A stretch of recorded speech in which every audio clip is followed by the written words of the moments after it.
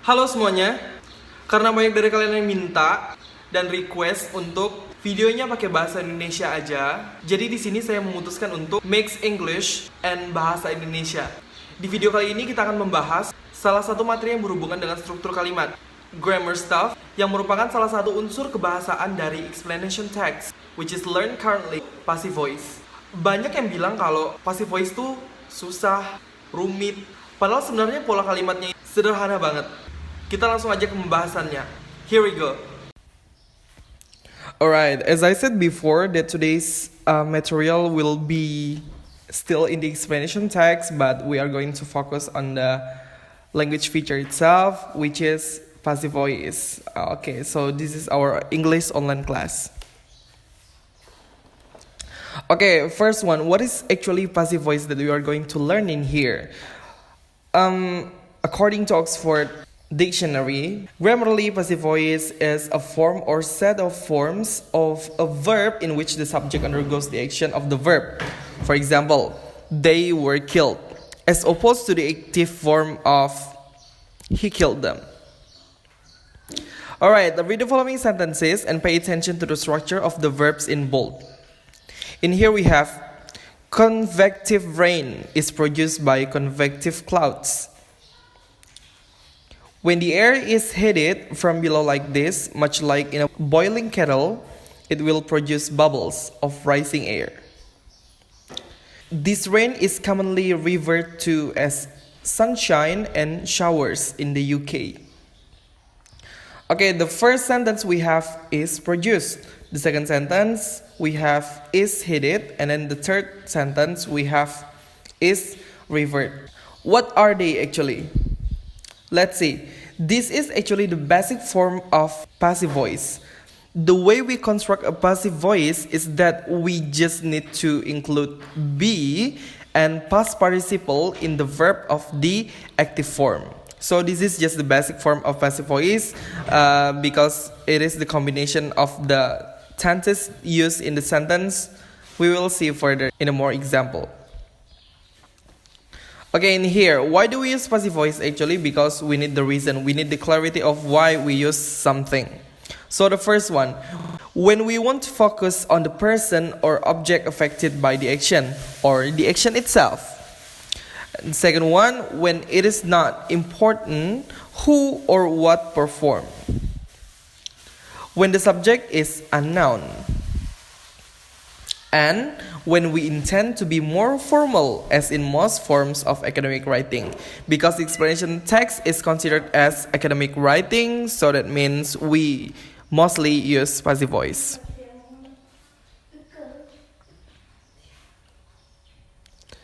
How are passive sentences formed from active sentences? In here we are going to discuss about the construction of a passive form.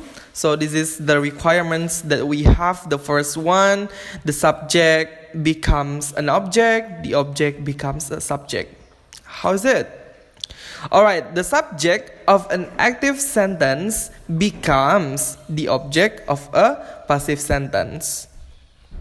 Okay, in here I provide you the example. In the active sentence we have Carla drove Anita to the cinema. About their attribute that I have underlined, Carla is considered as subject, drove is the verb, and then Anita is the object. Because we need to exchange the position of the subject and the object, so the object of the active sentence must be subject in the passive sentence. In here, Anita is the object of the active sentence. That means in the passive sentence, Anita becomes the subject. Okay, the second requirement of constructing a passive voice is that the verb is changed into be plus participle. So in here, we include the form of passive voice. The form of be depends on the tense of the sentence, whether it is past, present, or future, and the subject of the sentence, singular or plural. Okay, here we still have the same example. Carla drove Anita to the cinema. Anita becomes the subject. And then we include be plus participle to construct the verb. So it becomes like this. Anita was driven by Carla to the cinema. Why does it become was driven from drove? Yeah, firstly, we need to include the be, and the be depends on the tense of the sentence, because drove in here shows that it uses simple past tense. Therefore, we need to use the be of past form. What are they? There are was and were, and it depends on the subject of the sentence, singular or plural. Anita is a singular noun. That means Anita is followed by was. Anita was driven. Driven is the past participle form of drive. By Carla to the cinema. So the reason we put by in there, because the object is preceded by a preposition by. The object of an active sentence becomes the subject of a passive sentence, usually preceded by a preposition by, known as by agent. By agent is not always stated in a passive sentence. Remember, by agent is not always stated in a passive sentence. Because sometimes when we use passive voice, that means we don't really need the object, because our focus is not on that. Our focus is on the action or the person affected by the action. Alright, here we see. How understand are you? Here I provide you an exercise. Fill in the blanks with the suitable verbs, whether active or passive. Use the words in brackets. So it's like not require, conduct, occur, produce, and so on. If you think that it uses active form, you have to construct an active voice. If you think that it uses the passive voice, that means you construct the passive form. Jadi menurut kalian gimana? Apa pembahasan kali ini susah, ribet, atau membingungkan?